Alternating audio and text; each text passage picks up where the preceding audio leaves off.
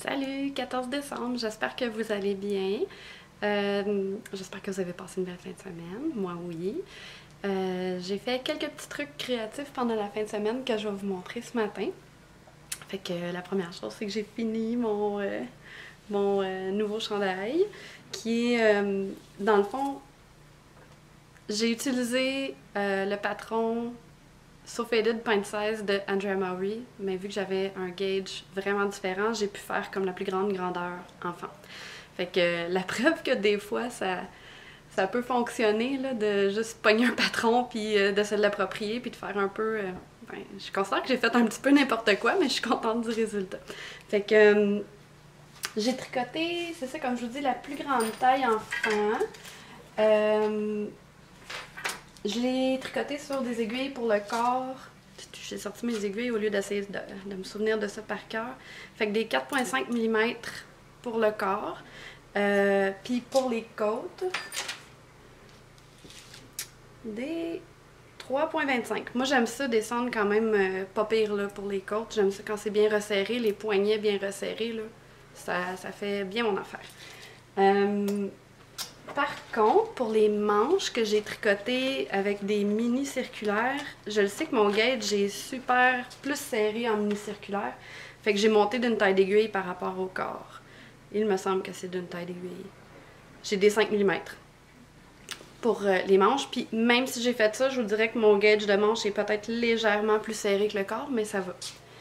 Fait que c'est un chandail qui se tricote top-down. Normalement, on part avec le col.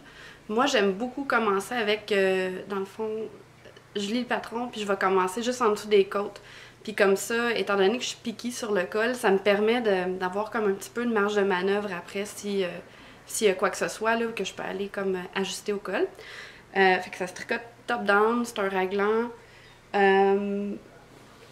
On tricote le corps, on tricote après ça les manches. Moi, pour les manches, j'ai fait les diminutions recommandées dans le patron, mais rendu au poignet, je trouvais que c'était trop lousse. Fait que ce que j'ai fait, c'est que j'ai fait 2 rangs de diminution. Genre, knit two together. Les 2 rangs, j'ai fait ça. Fait que je suis passée de quelque chose comme... j'avais 48 mailles qui me restaient sur le bras, puis j'ai fini à 27. Puis honnêtement, ça pourrait pas être plus serré. Si c'était plus serré, ça me couperait la circulation, puis j'aime vraiment ça de même. Mais tu sais, juste pour vous dire, là, je peux pas me monter les manches plus que ça. Mais c'est quelque chose que j'aime, donc ça me convient. Je vous avais parlé de mes inquiétudes par rapport au col. Fait que ce que j'ai fait, j'avais commencé à le tricoter tel que préconisé dans le patron. Je l'avais mis en attente parce qu'il me semblait large, puis effectivement il était large, là, même si le bind-off était pas fait, là, je le sentais que ça allait faire bateau pas mal, puis c'est pas le style que je voulais pour ce chandail-là. Fait que ce que j'ai fait, c'est que j'ai comme poursuivi le raglan dans mes côtes. Je vous dirais que la finition, c'est peut-être pas la chose la plus magnifique au monde, dans le sens que en faisant mes diminutions de raglan dans l'autre sens, il y a des pearls qui deviennent des knits, puis c'est pas aussi smooth puis comme des belles diminutions que j'aurais souhaité, mais je pense que je préfère ça puis avoir une coupe que j'aime beaucoup que d'avoir un col bateau sur un chandail que je voulais pas avoir un col bateau dessus. Fait que je monte aussi le derrière. C'est parfait pour moi. Moi, j'ai le dos un petit peu voûté, là, je vous en avais déjà un petit peu parlé, fait que facilement, les cols, ils me baissent. C'est un col qui est comme normal pour une personne qui a pas ma morphologie, là, qui a comme un dos bien droit puis des épaules un peu plus carrées. Ce col-là, sur moi, il va avoir tendance à pocher en arrière, fait que moi, je voulais vraiment comme que ça fasse un crew neck, dans le fond, parce que mon objectif, c'était que ça ressemble un petit peu à un coton ouaté gris. Puis je pense que j'y suis arrivée. Je vais me mettre sur la pointe des pieds. On se rend même pas. Voilà. Je suis super contente. Les laines que j'ai utilisées, c'est ma laine. C'est ce qui me reste ici. La base neige Newport Beach et mon soie coloris brouillard. Ensemble, ça fait ça. Je vous avoue que je ne l'ai pas bloqué. Mes fils sont rentrés, mais c'est pas bloqué parce que j'avais peine trop hâte de le mettre. C'est bien chaud, c'est bien cosy. Fait que ce que je vais faire, c'est que là, vous voyez de quoi il a l'air. Il est magnifique, il est parfait. Puis, je pense que ce soir, je vais le bloquer pour pouvoir faire une comparaison. Je pense que je vais le mesurer là, pour voir à quel point il grandit. Parce que de l'alpaga comme ça, c'est la 2e fois que j'en tricote.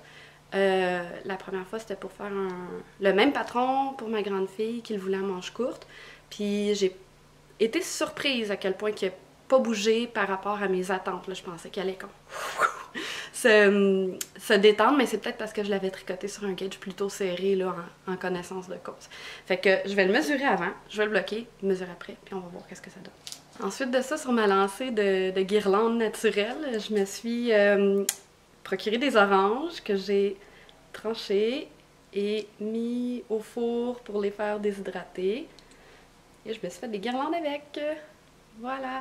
Ce que j'ai appris en faisant celle-ci, qui est la plus courte, là, c'est que moi, je trouve ça quand même cool, là, le fait que ça se promène, que ça tourne comme ça, c'est quand même joli. Mais j'avoue que si on veut l'avoir vraiment à côté puis que tout se tienne droit, au lieu de rentrer le fil, je me rends compte que je vous montre le derrière. Parce que moi, je veux voir le beau devant. Fait que, au lieu de passer le fil bord en bord du centre de la tranche d'orange, mais les prochaines, je les ai rentrées un petit peu plus hautes. Puis comme ça, avec la gravité, ça aide les tranches d'orange à rester comme debout, à plat, côte à côte. Fait que j'ai pas encore accroché ça à la maison parce que je voulais vous le montrer, mais ça s'en va dans ma couronne de Noël. Lundi passé, quand je vous ai parlé de ma petite recette là, de sirop de Noël, vous avez été quelques personnes à me dire « Ah, merci pour la recette, j'aimerais bien essayer. » Fait que je me dirais que je vous expliquerai ce que je vais faire avec mes rognures d'orange. Donc ce que j'ai fait, c'est que j'ai pris tous mes bouts d'orange que j'allais pas utiliser pour faire ma guirlande, puis je les ai mis de côté dans un plat, qui est dans le frigo en ce moment. Puis on va pouvoir se faire du vin épicé avec ça. Fait que ce que je fais, c'est que je prends un vin qui est pas trop goûteux, là. Moi, normalement, j'aime ça quand ça torque un peu, là, style... j'aime les Bordeaux, Cahors, tu sais. Beaucoup de corps, pas beaucoup de sucre, qui a une profondeur de saveur, mais c'est pas les vins idéaux pour faire ça. Fait que les vins idéaux à utiliser, ça va être des vins qui sont un petit peu plus légers, sans être sucrés, par exemple. En tout cas, moi, je préfère qu'ils soient pas sucrés parce que je me sens juste mieux quand je bois des vins qui sont moins sucrés. Je vous fais ma recommandation que j'utilise fréquemment. Fait que je mets ça sur le four dans une casserole. Je vais vider la bouteille de vin dedans. Je vais mettre, mettons, un bâton de cannelle, une anis étoilée, même deux anis étoilés. Je râpe un petit peu de muscade. J'ai mis un clou. Une coupe de gouttes de stevia, parce que j'aime quand même la saveur un peu sucrée, mais je veux pas avoir le sucre qui va me donner mal à la tête. Fait qu'une coupe de gouttes d'extrait de stevia. Je mets parfois aussi de l'extrait maison de vanille que j'ai chez nous depuis super longtemps. On avait mis des gousses de vanille dans du rhum brun. En fait, cette édition-là, c'est pas moi qui l'ai faite, c'est ma mère qui m'a offert de l'extrait de vanille qu'elle a fait. Fait que je vais mettre, mettons, un quart de cuillère à thé de ça, puis quelques écorces d'orange, puis je laisse ça pas mijoter, là, faut pas qu'il y ait de bouillon. Je laisse chauffer super tranquillement, mettons 20 minutes, mais tu sais, on atteint une certaine chaleur, on l'éteint, on le laisse infuser. On veut pas bouillir à gros bouillon pour comme dénaturer le vin, mais en même temps, il faut quand même que ça infuse. Puis, un coup que ça t'est dit, je le filtre dans une passoire comme en moustiquaire, là, mais comme un tamis dans le fond. Puis, on le sert.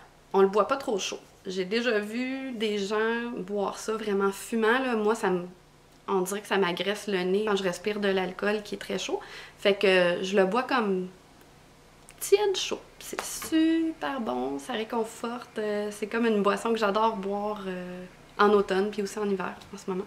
Fait que vous me direz si vous avez déjà fait du vin chaud, si vous planifiez en faire d'ici Noël ou peut-être même le jour de Noël. Fait qu'aujourd'hui, ça va être une grosse journée de préparation de colis qui vont s'en aller cet après-midi. J'ai reçu une commande d'un fournisseur pour la boîte découverte Pure Laine, fait que je vais ouvrir ça. Puis ça va pas mal ressembler à ça, je pense pas que je vais avoir le temps de tricoter.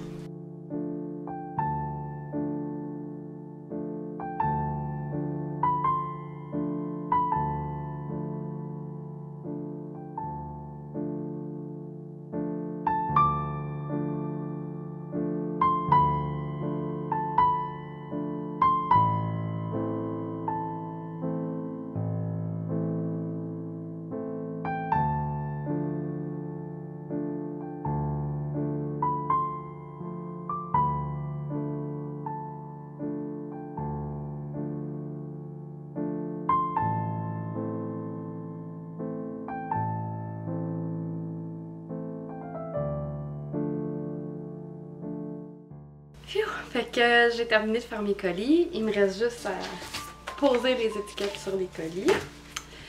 Passer au bureau de poste. J'ai un sac blank à Mathilde à sécuriser parce qu'elle a fait un tabac à son exposition parmi les élèves, parmi les profs, mais il y a personne qui tricote là-dedans. Fait que j'ai fait ça en fin de semaine aussi. J'ai fermé des mailles de sac blank pour qu'ils puissent les porter autour de leur cou comme un foulard. Puis là, il est 1h06, donc je pense que si je fais ça vite, je vais peut-être pouvoir me coller une petite demi-heure de tricot là-dedans.